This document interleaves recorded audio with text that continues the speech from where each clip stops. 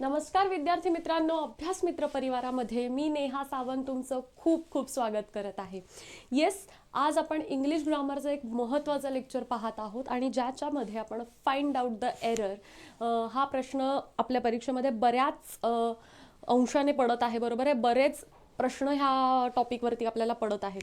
Yes, मग हा प्रश्नांचा जो टॉपिक आहे हा कसा डील करायचा हे पाहण्यासाठी आजचं हे जे आपलं स्पेशल लेक्चर असणार आहे फाइंड आउट द एरर्स नावाचं. येस, तर पहिल्यांदा अभ्यास मित्राला तुम्हाला कनेक्ट व्हायचं असेल तर तुम्ही अभ्यास मित्राचा पहिल्यांदा टेलिग्राम ग्रुप जॉईन करू शकता, ज्याच्यावरती जे आपले नवीन नवीन व्हिडिओज पडतात लेक्चर्सचे त्याच्याबद्दल नोटिफिकेशन येऊन जातं.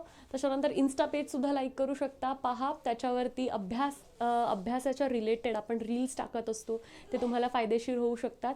तसेच जिल्हा परिषद, नगर परिषद जे आता नवीन परीक्षा लागलेल्या आहेत त्याचे सुद्धा बॅचेस आपल्याकडे अवेलेबल आहेत. तर तुम्हाला ॲडमिशन घ्यायचं असेल तर नक्कीच अभ्यास मित्राला कॉन्टॅक्ट करायचा आहे. येस, आता पाहूयात आपल्या पहिल्या प्रश्नाकडे आपण जाऊयात, जो फाइंड आउट द एररचा प्रश्न आहे. आपण सोप्या प्रश्नापासून सुरुवात केलेली आहे आणि हळूहळू आपले जे ट्रिकी क्वेश्चन्स आहेत त्यांना आपण डील करणार आहोत. Yes, find out the errors म्हटल्यावरती बऱ्यापैकी पूर्ण ग्रामरमध्ये ज्या गोष्टी आपल्याला येतात त्या लक्षात घ्याव्या लागतात. हे जेव्हा जेव्हा आपण आता जसं जसं एक एक प्रश्न पुढे जाऊ तसं तसं तुम्हाला ते रिअलाईज होईल आणि ऑफकोर्स आपण असे प्रत्येक प्रश्नानंतर एक थोडंसं लिस्ट तयार करत जाणार आहोत की कोणते कोणते टॉपिक्स येऊ शकतात फाइंड आउट द एरर्समध्ये. येस, पहिला प्रश्न बघा. Pick out the error in the sentence England expects every man to do your duty. Yes, मग आता आपल्याला काय केलेलं आहे, हे एकच वाक्य आहे, England expects every man to do your duty. पण ह्या आपल्या वाक्याला त्यांनी काय केलेलं आहे, 4 भागामध्ये डिवाइड केलेलं आहे.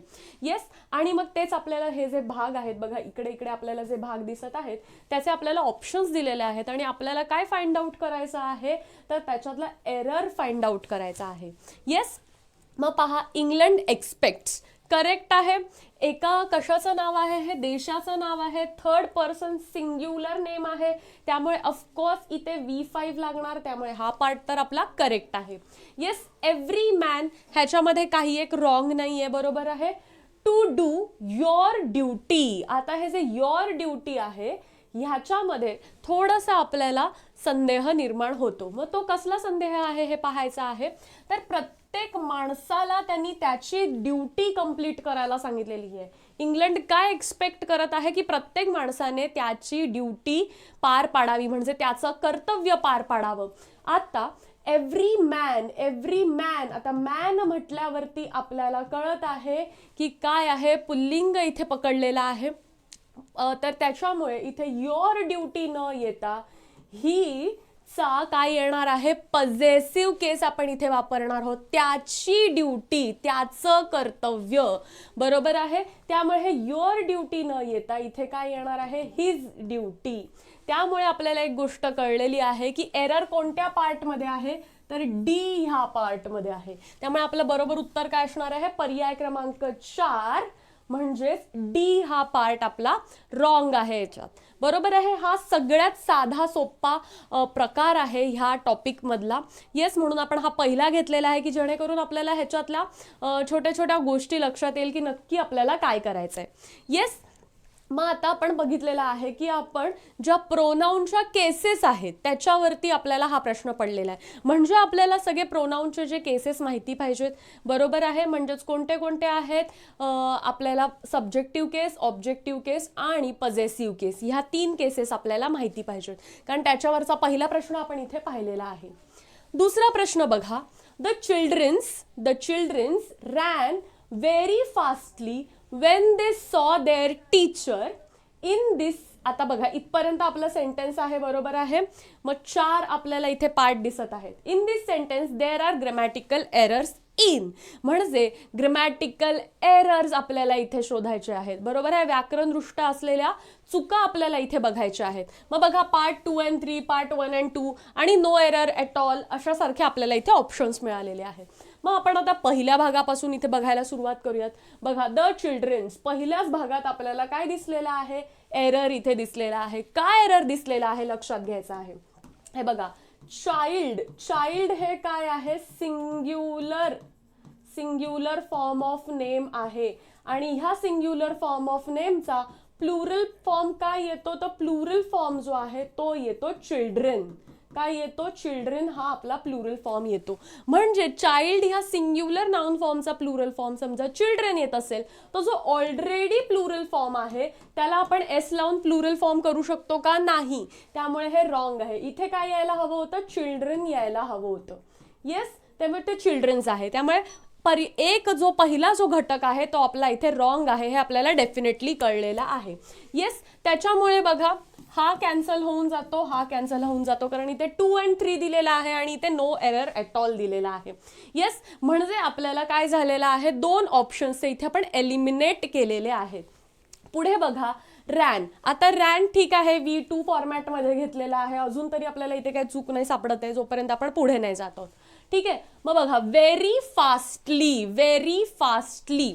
आता इथे बघा फास्टली हा जो आपण वर्ड इथे घेतलेला आहे, हा इथला एरर आहे. का एरर आहे इथला, तर बघायचं आहे रॅन व्हेरी फास्ट. म्हणजे रॅन ह्या वर्बसाठी तो आपल्याला शब्द वापरलेला दिसत आहे, म्हणजे फास्टली हा ॲज अ ॲडवर्ब म्हणून तिथे वापरलाय. पण लक्षात घ्या, फास्ट हा शब्द मुळात काय आहे, ॲडवर्ब आहे. जो ऑलरेडी ॲडवर्ब फॉर्ममध्ये आहे त्याला LY लावून फास्टली करायची गरज आहे का, नाही. त्यामुळे हा फास्टली रॉंग आहे आणि इथे आपला काय येणार आहे, फास्ट असा शब्द येणार आहे. कारण फास्ट हा मुळातला ॲडवर्ब आहे, बरोबर आहे. जो ॲडवर्ब आहे त्याला परत LY लावायची गरज आपल्याला इथे नाही. त्यामुळे करेक्ट फॉर्म ऑफ ॲडवर्ब काय येणार आहे फास्टचं, फास्ट हे येणार आहे, फास्टली येणार नाही. येस, त्यामुळे बघा आपल्याला पर्याय क्रमांक 1 आणि इथला 3 अशा प्रकारे मिळालेले आहेत. येस, मग हे आपल्याला कुठे आहे, आपल्या पर्याय क्रमांक 1 आणि 3, म्हणजे पर्याय क्रमांक 2 इथला बरोबर आहे. येस, बघा पार्ट 1 अँड पार्ट 3 मध्ये आपल्याला इथे एरर दिसून येत आहे, त्यामुळे हा सुद्धा आपला रॉंग येणार आहे. येस, मग आपल्याला इथे कळलेलं आहे पर्याय क्रमांक 2 बरोबर पर्याय आहे. येस, तिसऱ्या प्रश्नाकडे आपण जाऊयात. येस, मग बघा he asked me do you like Bollywood actresses acting. Yes, पण इथे आपल्याला काय करायचंय, इथे आपल्याला देर इज पंक्च्युएशनल मिस्टेक, म्हणजे एरर फाइंड आउट करण्यामध्ये आपल्याला पंक्च्युएशन हा टॉपिक सुद्धा क्लिअर पाहिजे, कारण फाइंड आउट द एररमध्ये ॲब्सल्यूट सगळ्या टॉपिकचं इन्व्हॉल्वमेंट असतं. येस, जसं की आपण दुसऱ्या प्रश्नामध्ये पाहिलं की इथे आपल्याला सिंग्युलर फॉर्म आणि plural form, singular and plural form सुद्धा बघावं लागलेलं होतं. आणि दुसरं काय, ॲडवर्ब सुद्धा आपल्याला माहिती असणं गरजेचं होतं. येस, म्हणजे हे 2 आपल्याला पॉईंट इथे आलेले होते. पहिल्या ह्याच्यामध्ये आपल्याला केसेस माहिती असल्या पाहिजेत, कशाच्या, प्रोनाऊनच्या केसेस आपल्याला माहिती असायला हव्या होत्या. येस, मग तसंच आता हा जो तिसरा प्रश्न आहे त्याच्यामध्ये आपल्याला पंक्च्युएशन हा टॉपिक सुद्धा माहिती असायला हवा. मग आता आपण इथे बघणार आहोत ही आस्क्ड मी, बरोबर. मग ह्याच्यामध्ये आपल्याला एक गोष्ट माहिती आहे, कोणताही संवाद जेव्हा होत असतो आणि डबल इन्व्हर्टेड कॉमामध्ये आपल्याला तो संवाद दिलेला असतो, तेव्हा जी व्यक्ती बोलते हे सांगितल्यानंतर आपल्याला एक कॉमा द्यावा लागतो. बघा ही आस्क्ड मी, ह्याच्यानंतर मला इथे कॉमा असणं गरजेचं आहे, जो की इथे दिलेला नाही. त्यामुळे आपल्याला पार्ट 1 हा डेफिनेटली काय आहे, एरर मधला पार्ट आहे. मग आपण बघा पार्ट 1 आपल्याला इथे दिलेले आहेत 2 मध्ये, इथे आपल्याला दिलेले नाहीत, त्यामुळे 2 आणि 4 हा आपण इथेच एलिमिनेट केलेला आहे. मग पुढे बघा do you like, yes correct आहे. पहिला वर्बल क्वेश्चन असल्यामुळे पहिला आपल्याला डू हा काय आहे, हेल्पिंग वर्ब मिळालेला आहे. मग सब्जेक्ट यू हा सब्जेक्ट मिळालेला आहे. येस करेक्ट आहे, हा पार्ट करेक्ट आहे. बॉलिवूड ॲक्ट्रेसेस हा सुद्धा आपल्याला इथे करेक्ट दिसून येत आहे. येस, आता येतो आहे ॲक्टिंग.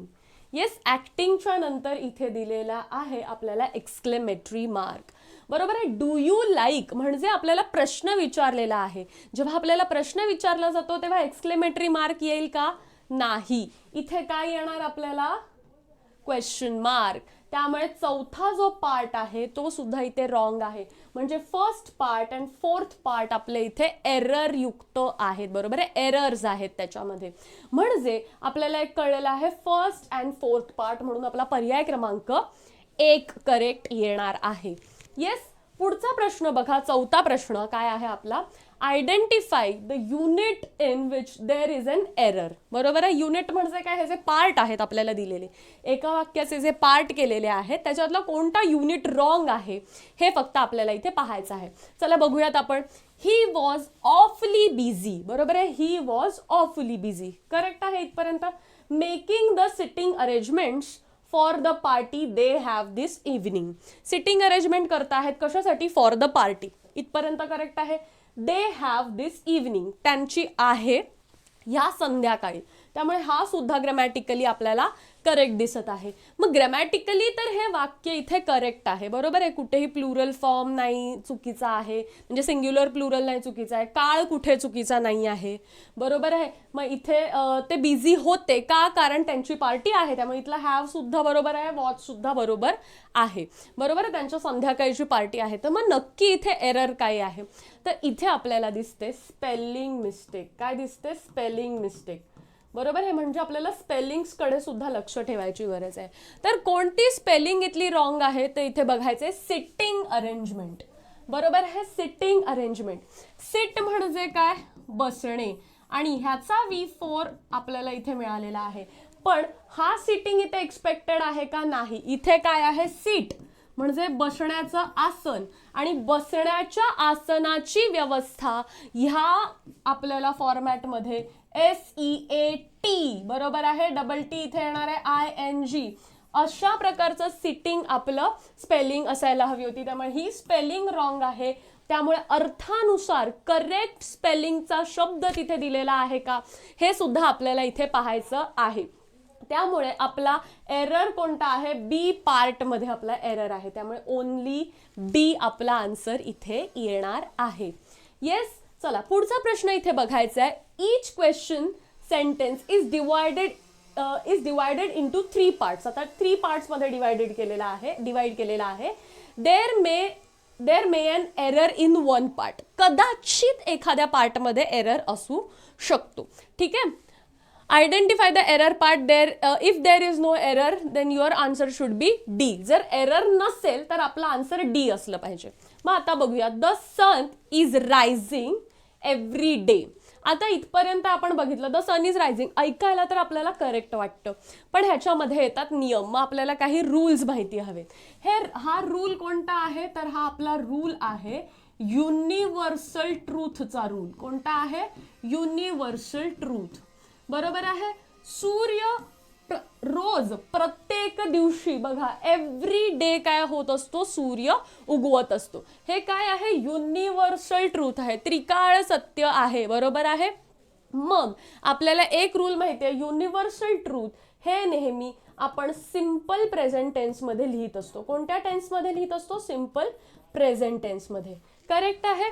मग बघा, जर मला सिंपल प्रेझेंट टेन्स वापरायचा आहे तर इथे इज रायझिंग काय चालेल का, नाही. मग इथे काय लागणार आपल्याला, the sun rises every day असं लागणार.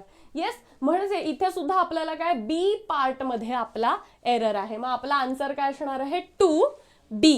येस. म्हणजे आपल्याला नियम सुद्धा माहिती हवेत. मग आता हे जे पहिले 5 प्रश्न आपण पाहिलेले आहेत ह्याच्यामध्ये आपल्याला एक कळलेलं आहे की एरर हा जो पार्ट आहे ह्याच्यामध्ये आपल्याला बरेचसे पार्ट माहिती असले पाहिजेत, तेव्हाच आपला फाइंड आउट द एरर ह्याचे क्वेश्चन्स जे आहेत हे करेक्ट येणार आहेत. येस. पहा, इथे प्रोनाउन केस आपल्याला माहिती हव्यात. दुसरीकडे आपल्याला सिंग्युलर, प्लुरल आणि ॲडवर्ब्सचे फॉर्म्स माहिती हवेत. येस. पंक्च्युएशन सुद्धा आपल्याला माहिती हवं. त्याच्यानंतर स्पेलिंग्स आपल्याला अर्थानुसार स्पेलिंग्स बरोबर दिल्या आहेत की नाही हे सुद्धा चेक करायची गरज आहे. आणि काही रूल्स आहेत ज्याप्रमाणे आपण इथे बघितलं, युनिव्हर्सल ट्रूथचा जो टेन्सच्या बाबतीतला जो रूल आहे तो सुद्धा इथे ॲप्लिकेबल येतो. त्यामुळे फाइंड आउट द एरर्स करताना आपलं चौफेर लक्ष ह्या वाक्यांकडे असलं पाहिजे. येस. पुढचा प्रश्न इथे बघायचा आहे. Read each sentence to find out if there is any grammatical error in it. If there is any error, it will be only in one part of the sentence. The alphabet of that part is your answer. Ignore punctuation errors if any. इथे if any असं असलं पाहिजे होतं. ठीक आहे. मग समजा ह्यांनी सांगितलेलं आहे पंक्च्युएशनमध्ये काय एरर्स असतील तर ते आपल्याला इग्नोर करायचे आहेत आणि बाकी आपल्याला जे ग्रामॅटिकली जे काय एरर्स आहेत त्याच्यावरती आपल्याला फोकस करायचा आहे. आता बघा, ही लेंड्स मी, ही लेंड्स हा आपला पहिला पार्ट आहे, मी हा दुसरा पार्ट आहे, 500 हा आपला तिसरा पार्ट आहे, रुपीज नोट हा आपला चौथा पार्ट आहे. येस, वाक्य वाचताना आपल्याला साधं सोपं सरळ वाटतं, ही लेंड्स मी 500 रुपीज नोट.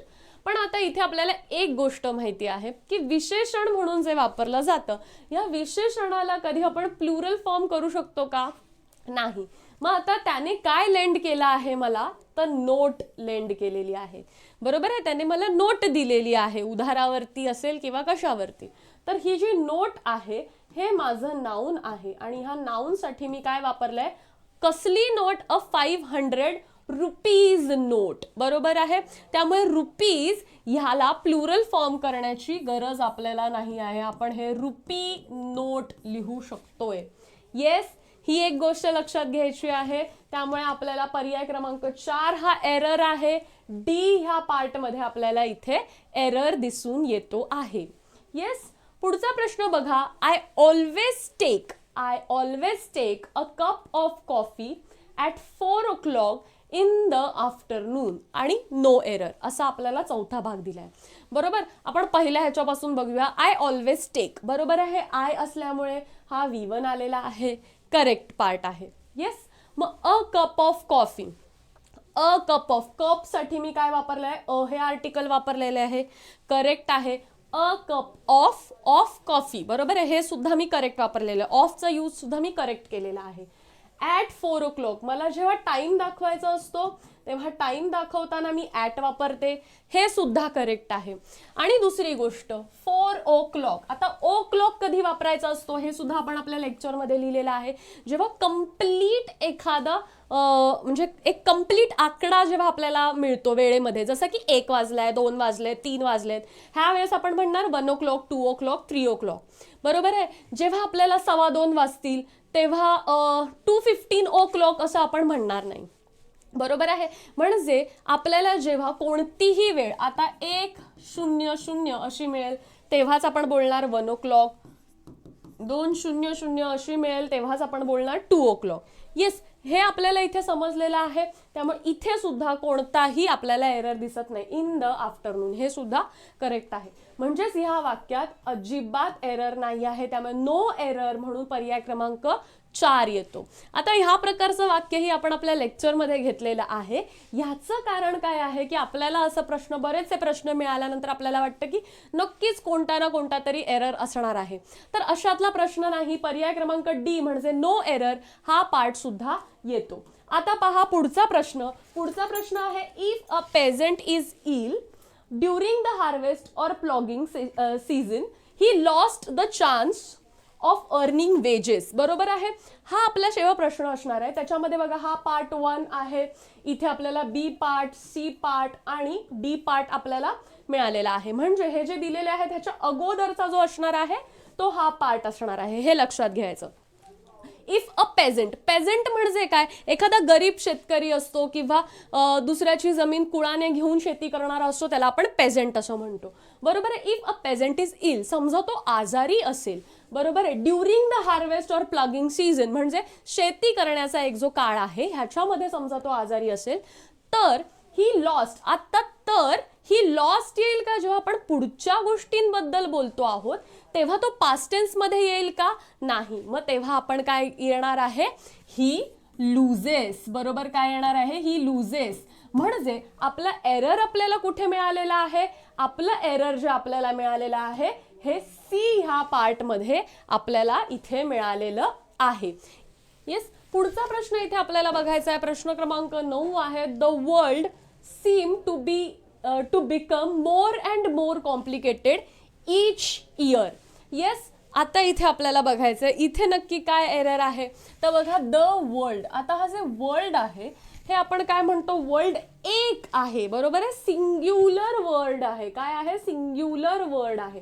सिंग्युलर वर्ड आहे म्हणजे तो कसा आहे, थर्ड पर्सन सिंग्युलर आहे. थर्ड पर्सन सिंग्युलर असल्यामुळे हे जे पुढे सीम आलेलं आहे हे कसं असलं पाहिजे, तर हा फॉर्मॅट असला पाहिजे सीम्स असा फॉर्मॅट असला पाहिजे. काय असला पाहिजे? सीम्स असा फॉर्मॅट आपल्याला इथे दिसला पाहिजे. कारण द वर्ल्ड हे काय आहे? वर्ल्ड हा सिंग्युलर शब्द आहे, म्हणजेच काय थर्ड पर्सन सिंग्युलर आहे. त्यामुळे त्याच्या पुढे येणारा हा जो आपला फॉर्मॅट आहे हा आपल्याला एस लागलेला सीम्स हा आपल्याला असला पाहिजे. बरोबर आहे. सगळ्यांना माहिती आहे थर्ड पर्सन सिंग्युलरच्या पुढे आपल्याला V5 येत असतं. येस, त्यामुळे आपल्याला एरर इथे दिसलेली आहे. त्यामुळे बघायचं आहे ही एरर कशात आहे? बी ह्या पार्टमध्ये एरर आहे. येस, पुढचा प्रश्न आपल्याला इथे पाहायचा आहे. He had hardly finished than the audience. He had hardly finished than the audience rose to their feet in wild enthusiasm. आणि पुढचा जो डी पार्ट आहे आपला तो काय आहे? नो एरर, कोणताही एरर नाही असं सांगणार आहे. मग आता बघायचं आहे ही हॅड हार्डली फिनिश्ड. जेव्हा हार्डली येतं ना, एक लक्षात ठेवायचं आहे, काय काय वेळेला ना जोडीने येणारे शब्द असतात. बरोबर आहे. Not only but also. Yes, हे आपल्याला माहिती आहेत. हे शब्द कशाचे येतात? जोडीने येणारे शब्द असतात. करेक्ट आहे.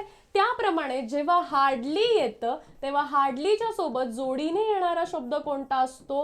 व्हेन हा असतो. येस, आणि आपल्याला इथे काय दिलेला आहे? दॅन हा दिलेला आहे. म्हणजे आपल्याला पहिल्याच पार्टमध्ये एरर सापडलेला आहे. बघा, he had hardly finished when.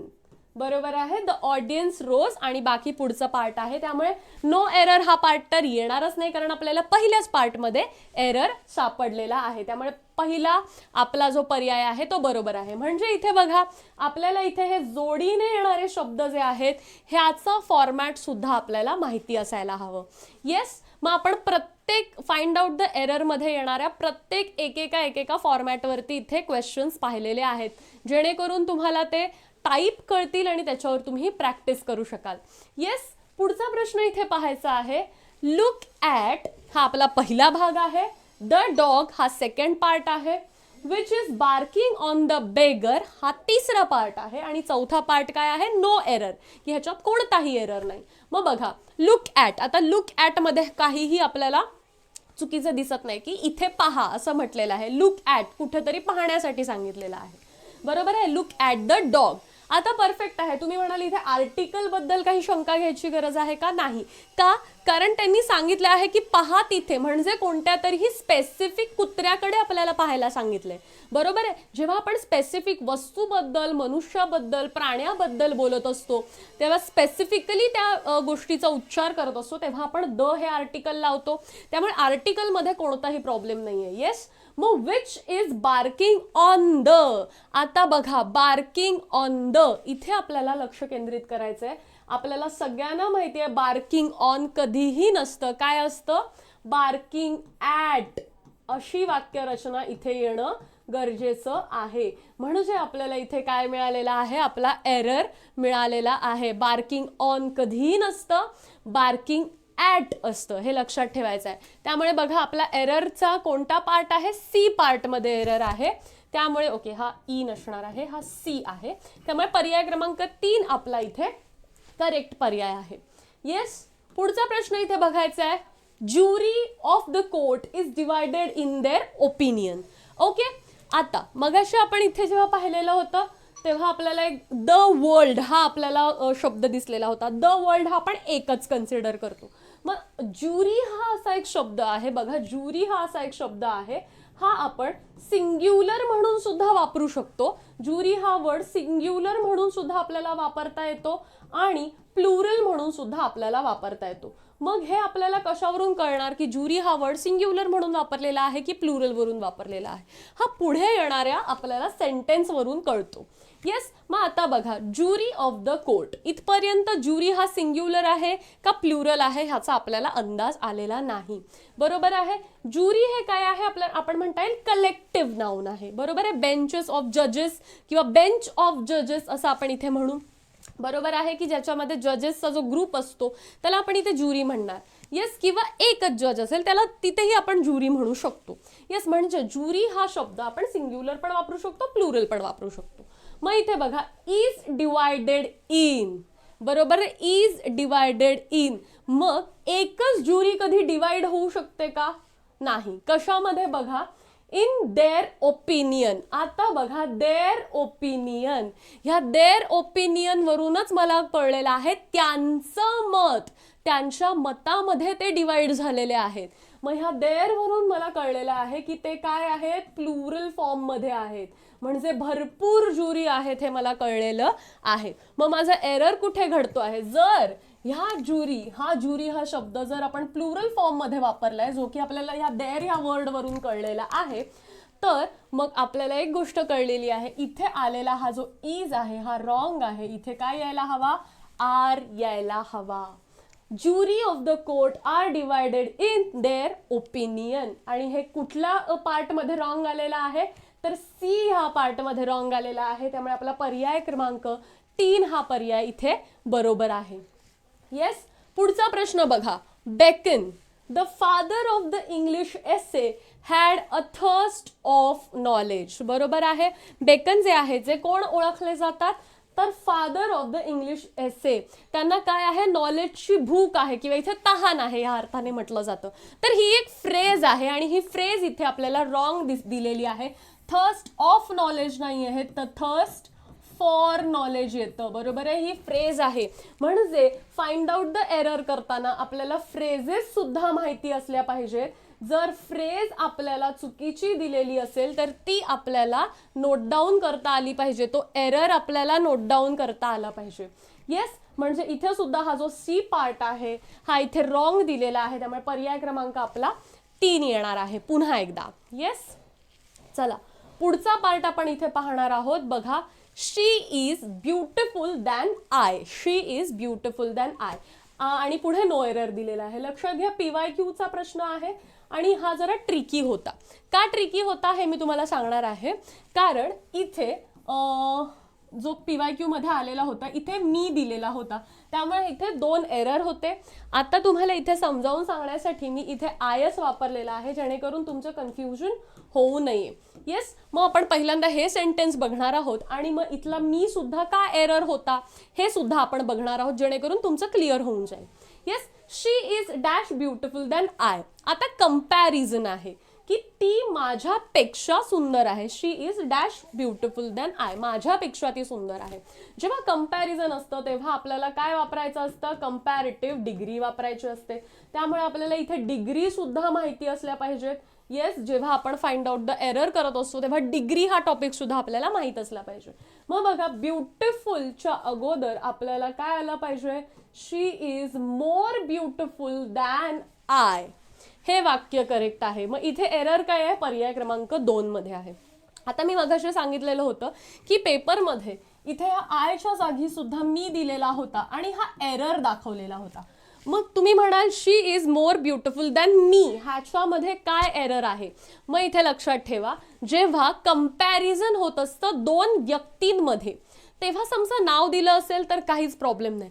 पण जेव्हा 2 सर्वनामांमध्ये, म्हणजेच काय, जेव्हा 2 प्रोनाउनमध्ये कंपॅरिझन होणार आहे, येस, तेव्हा आपला जो सब्जेक्ट ज्या फॉर्मॅटमध्ये आहे त्याच फॉर्मॅटमध्ये आपला जो कंपेअर होणारा दुसरं सर्वनाम सुद्धा, म्हणजे दुसरं प्रोनाउन सुद्धा त्याच केसमध्ये असलं पाहिजे. मग शी हे काय आहे, सब्जेक्टिव्ह केस आहे. त्यामुळे आयचा ऑब्जेक्टिव्ह केस न वापरता मी सब्जेक्टिव्ह केसच तिथे लिहिला पाहिजे. त्यामुळे आय करेक्ट आहे, मी रॉंग आहे.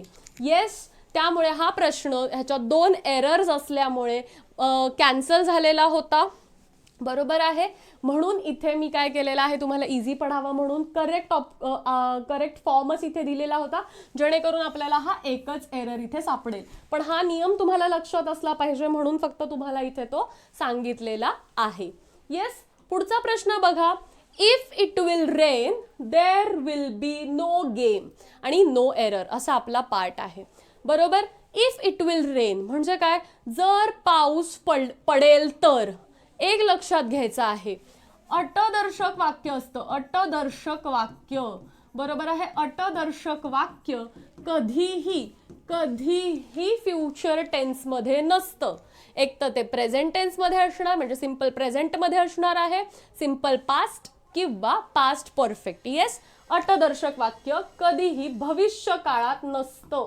भविष्यकाळ इथे मी लिहिते नाही. म्हणजे आपल्याला टेन्सचे रूल्स सुद्धा आपल्याला माहिती असले पाहिजेत जेव्हा आपल्याला फाइंड आउट द एरर्स आपण करत असतो तेव्हा. मग मी इथे काय वापरणार आहे बघा, if it rains, simple present tense इथे वापरणार आहे. काय वापरणार आहे? Simple present tense. जर पाऊस पडला तर काय, there will be no game. तर तिथे कोणताही जर पाऊस पडला तर गेम खेळला जाणार नाही. येस, असं ते वाक्य आहे. लक्षात ठेवा, इफ हे काय आहे, इफ आपल्याला अट दाखवत असतं. त्यामुळे समजा अटदर्शक वाक्य असेल तर तिथे कधीच आपण भविष्यकाळ वापरणार नाही. हा आपला रूल जो आहे हा आपल्याला लक्षात ठेवायचा आहे. येस, चला पुढचा प्रश्न इथे बघायचा आहे. News of death of my close friend, माझ्या जवळच्या फ्रेंडची डेथची जी न्यूज आहे, वर हार्ड टू बी बिलीव्ड, हे विश्वास ठेवण्यासाठी खूप कठीण गोष्ट आहे. येस, अशा प्रकारचं हे वाक्य आहे. मग आपल्याला इथे बघायचं आहे की काय आपल्याला विश्वास ठेवण्यासाठी कठीण आहे. तर न्यूज म्हणजे मला एक कळलेलं आहे, माझी गोष्ट जी आहे ही मला इम्पॉर्टंट गोष्ट काय आहे, न्यूज आहे. आता न्यूजला हा पुढे असलेला एस आपल्याला वाटतो की प्लुरल फॉर्म आहे, बरोबर आहे. त्यामुळे इथे काय वापरलेलं आहे, वर हा जो आहे हा प्लुरल फॉर्म ऑफ पास्ट टेन्सचा वर्ब आहे. काय आहे? प्लुरल फॉर्म ऑफ वर्ब आहे. कशाचा? पास्ट टेन्सचा. पण न्यूज ही इथे एस असला तरी पण काय आहे, सिंग्युलर वर्ड आहे. सिंग्युलर वर्ड आहे, बातमी, बरोबर आहे. मग आपल्याला काय आहे, न्यूज इथे वर हार्ड टू बी बिलीव्ड असं समजा वाक्य दिलं तर तुम्हाला लगेच कळलं असतं की न्यूज काय आहे, सिंग्युलर आहे, वर नाही वापरला पाहिजे. काय वापरलं पाहिजे? वॉज वापरलं पाहिजे. हा जो आहे news of death of my close friend, हे आपल्याला काय आहे, एक्स्ट्रा दिलेली इन्फॉर्मेशन आहे. ऍक्च्युअली आपला सब्जेक्ट इथे काय, फक्त न्यूज आहे. News was hard to be believed, बातमी विश्वास ठेवण्यासाठी कठीण होती. मग कसली बातमी हे आपल्याला पुढे दिलेलं आहे, त्यामुळे ह्याचा आपल्याला काही संबंध इथे दिसत नाही आहे, बरोबर आहे. आता न्यूज हा सिंग्युलर असल्यामुळे त्याच्यासाठी वापरणार आहे जे वर्ब आहे आपलं, ते सुद्धा कसं असलं पाहिजे, सिंग्युलर असलं पाहिजे. त्यामुळे आपला चुकीचा भाग काय येणार आहे, तर पर्याय क्रमांक 3 सी हा भाग आपला चुकीचा भाग इथे आहे. येस, एरर असलेला भाग, बरोबर. मग पुढे बघा, the mob have gathered together, the mob have gathered together. मग इथे बघा, इथे परत आलेला आहे मॉब. काय आहे? कलेक्टिव्ह नाउन इथे आपल्याला येत आहे. काय आहे? Collective noun. कलेक्टिव्ह नाउन आपण इथे काय कन्सिडर करणार आहोत, कलेक्टिव्ह नाउन असतं भरपूर गोष्टींचा एक ग्रुप, असं आपण कलेक्टिव्ह नाउनला पकडत असतो, बरोबर आहे. मग मॉब म्हणजे भरपूर माणसांचा असलेला मॉब, म्हणजे कलेक्टिव्ह नाउन असल्यामुळे आपण हे काय, सिंग्युलर ट्रीट करणार आहोत. ह्याला काय, सिंग्युलर ट्रीट करणार. आणि हॅव काय आहे, हॅव हा plural form of helping verb आहे. त्यामुळे इथे हॅव न येता ह्याच्या जागी काय असलं पाहिजे, हॅज असलं पाहिजे. म्हणजे हे वाक्य ऍक्च्युअली कसं असायला हवं होतं, the mob has gathered together. म्हणजे हा आपल्याला काय आहे बघा, द हा ए चा भाग आहे, मॉब हा बी चा पार्ट आहे. त्यामुळे पर्याय क्रमांक 2 हा आपला इथे करेक्ट आहे. एरर आपल्याला कोणत्या पार्ट मध्ये सापडलेला आहे, पार्ट बी मध्ये. येस, पुढचा प्रश्न बघा, she does not study regular. She does not study regular, बरोबर आहे. शी नंतर डज आलेला आहे, करेक्ट आहे. हेल्पिंग वर्बच्या नंतर निगेशन म्हणजे निगेटिव्ह वर्ड हा लगेच हेल्पिंग वर्बच्या नंतर लागतो, नॉट हा वर्ड, ठीक आहे. नॉट हा हेल्पिंग वर्बला लागतो, तो सुद्धा करेक्ट आलेला आहे. स्टडी ठीक आहे, करेक्ट आहे, कारण डज आपण इथे वेगळा केलेला आहे, बरोबर आहे. त्यामुळे इथे डज असल्यामुळे स्टडी हा आपला V1च येणार आहे, करेक्ट आहे. त्यामुळे हे सुद्धा करेक्ट आहे. मग आता प्रश्न उरतो रेग्युलर ह्या शब्दाचा. आता बघा, रेग्युलर हा शब्द कशाबद्दल माहिती देतो आहे, तर वर्ब बद्दल. काय आहे आपला वर्ब, कोणता आहे, स्टडी हा वर्ब आहे, बरोबर आहे. की रेग्युलर स्टडी होतो आहे असं म्हणायचं आहे. मग वर्ब बद्दल जे इन्फॉर्मेशन प्रोव्हाइड करतात अशा शब्दांच्या जातीला आपण काय म्हणतो, क्रियाविशेषण, म्हणजेच काय, ॲडवर्ब म्हणतो. म्हणजे रेग्युलर हा ॲज अ ॲडवर्ब इथे वापरलेला आहे, बरोबर आहे. वर्ब बद्दल एक्स्ट्रा इन्फॉर्मेशन देणारा वर्ड म्हणून वापरलेला आहे. मग रेग्युलरचा ॲडवर्ब फॉर्म काय येतो, रेग्युलरली. काय येतो, रेग्युलरली. त्यामुळे चुकीचा ॲडवर्ब फॉर्म इथे वापरलेला आहे. त्यामुळे एरर कशात आहे, रेग्युलर ह्या वर्डमध्ये आपल्याला एरर दिसून येतो. येस, पुढचा प्रश्न बघायचा आहे. ईदर यू और ही आर रॉंग. ईदर यू और ही आर रॉंग. येस, आता मग इथे आपल्याला कळलेला आहे ईदर हा शब्द आलेला आहे. मग लक्षात घ्यायचं आहे ईदर हा जो शब्द आहे, ईदर सोबत नेहमी आपल्याला काय येतो, ऑर येतो, हे माहिती आहे. नीदर सोबत आपल्याला नेहमी काय येत असतो, नीदर सोबत आपल्याला नेहमी येत असतो, नीदर सोबत आपल्याला नेहमी काय येत असतो, नॉर येत असतो. हे सुद्धा आपल्याला माहिती आहे. आता ह्याचा नक्की अर्थ काय हे समजून घ्या. ईदर म्हणजे काय येतो, दोघांपैकी एक, दोघांपैकी एक.